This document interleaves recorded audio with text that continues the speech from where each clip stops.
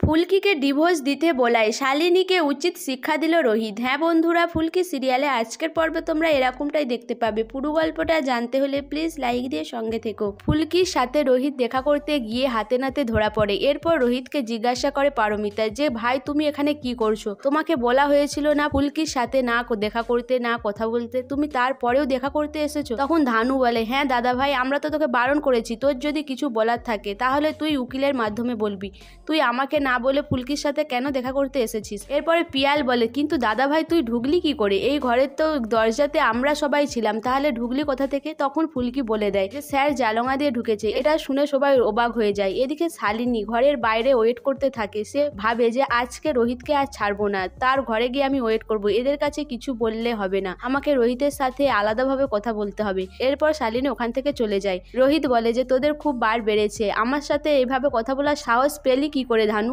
এরপর ওখান থেকে রোহিতও চলে যায়। রোহিত রুমে যাওয়ার পরে শালিনী এসে হাজির হয়। শালিনী বলে রোহিত তুমি কি চাইছোটা কি বলো তো, তোমার মনে এক আর মুখে এক। তখন রোহিত বলে যে আজকে আমি তোমার সাথে কোনো কথা বলবো না, তুমি তোমার রুমে যাও, যা বলার কালকে সকালে বলবো। কিন্তু শালিনী বলে যে না, আমার আজকেই তোমার সাথে কথা রয়েছে, আজকেই আমার সব কথা তোমাকে শুনতে হবে। তুমি কেন আমার সাথে এরকমটা করছো? কেন আমাকে সেদিনে বাঁচিয়েছিলে? তখন রোহিত বলে রোহিত রায় চৌধুরী কাকেও ব্যবহার করে না, আমি কিন্তু আগের কোনো কথাই ভুলে যাইনি, তুমি আমার সাথে কি করেছিলে আমি সেটাও ভুলে যাইনি, তাছাড়া আমি আমার কাজের কৈফিয়ত কাকেও আমি দিই না। তখন শালিনী রেগে যায়। শালিনী বলে তুমি শালিনী মিত্রের মুখের ওপর কথা বলছো? তখন রোহিত বলে হ্যাঁ আমি তোমাকে বলছি, এখন তুমি যাও, আমি তোমার সাথে পরে কথা বলবো। তখন শালিনী রেগে গিয়ে জিনিসপত্র ফেলে দেয়। রোহিত বলে দেখো শালিনী, আমি তোমার বিপদে তোমার পাশে থেকেছি, আমি বাড়ির কারো কথা শুনিনি, তখন তোমাকে আমি এই বাড়িতে এনেছি, আর এখন আমি ফুলকিকে ছেড়ে দেবো? ফুলকির সামনে ম্যাচ রয়েছে, ফুলকিকে আমি এই অবস্থায় ছেড়ে দেবো?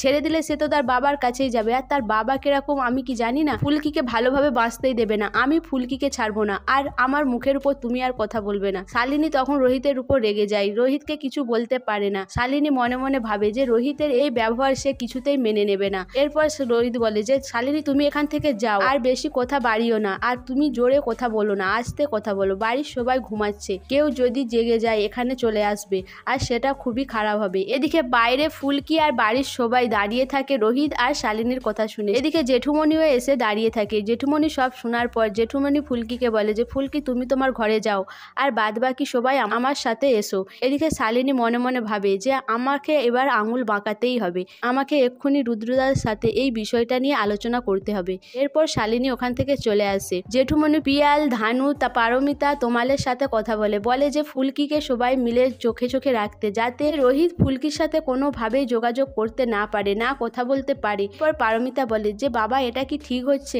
আজকে আমি যেভাবে রোহিত আর শালিনীকে ক্যাফেতে দেখলাম, আমার তো সেই পুরনো কথাগুলোই মনে পড়ে যাচ্ছে। রোহিত যদি শালিনীকে আবার নিজের জীবনে ফিরিয়ে আনে তখন ফুলকির কি হবে? তখন জেঠুমনি বলে যে এরকম কিছুই হবে না, রোহিত ফুলকিকেই ভালোবাসে, কিন্তু সেটা সে বুঝতে পারছে না। ও যে ফুলকিকে কতটা ভালোবাসে সেটা আমার দিকেই বুঝাতে হবে, না হলে ও বুঝতে পারবে না। আজ রাত থেকে তোমরা সবাই ফুলকিকে পাহারা দিবে, যাতে রোহিত না যোগাযোগ করতে পারে।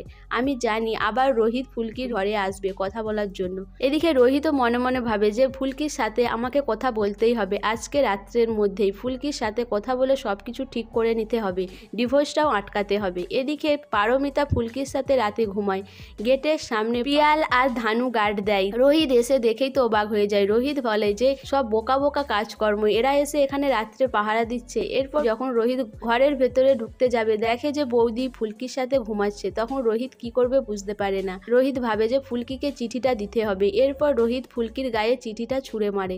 ফুলকি উঠে বসে। ফুলকিকে রোহিত ইশারা করে দেখিয়ে দেয় যে চিঠিটা খুলে দেখতে। এরপর ফুলকি যখন চিঠিটা খুলে দেখে যে রোহিত ফুলকির সাথে কথা বলতে চায়, তাই অন্য জায়গায় কথা বলতে চাইছে। এরপর ফুলকিকে যখন ইশারা করে কথা বলছে সেই সময় তমাল চলে আসে। তখন রোহিত থতমত খেয়ে যায়। রোহিত বলে আমার ঘড়িটা ফুলকির রুমে রয়ে গিয়েছিল, সেটাই আনতে এসেছিলাম। তখন তমাল বলে তোর ঘড়ি তো তোর হাতেই রয়েছে। তখন রোহিত বলে হ্যাঁ আমি জানি আমার হাতে রয়েছে, তুই বেশি কথা বলিস না। এরপর রোহিত ওখান থেকে চলে যায়। তমাল মানু আর পিয়ালকে ডেকে তুলে যে তোরা এখানে গাড়ি দিতে এসেছিলিস আর দাদা ভাই তো ফুলকির সাথে কথা বলতে এসেছিল। এরপর তার দিকে ডেকে নিয়ে পারমিতার কাছে যায়। পারমিতাকে বলে যে বৌদি দেখো এরা এখানে গাড়ি দিতে এসে ঘুমিয়ে পড়েছে আর দাদা ভাই ফুলকির সাথে কথা বলতে এসেছিল। তখন পারমিতা ফুলকিকে বলে যে ফুলকি তোমাকে এতবার বারণ করলাম তারপরেও তুমি ভাইয়ের সাথে কথা বলছিলে। সো বন্ধুরা, ফুলকি কি রোহিতের সাথে কথা বলার পরে ডিভোর্স কেসটা তুলে নেবে? ফুলকি কি ডিভোর্স কেসটা তুলে নেয়? শালিনী কি ফুলকির বিরুদ্ধে আবার নতুন কোনো চক্রান্ত করবে? তোমাদের কি মনে হয় অবশ্যই আমাকে কমেন্ট করে জানাবে। আর আমার ভিডিওটা ভালো লাগলে প্লিজ সাবস্ক্রাইব করে দিও আর লাইক কমেন্ট শেয়ার করো।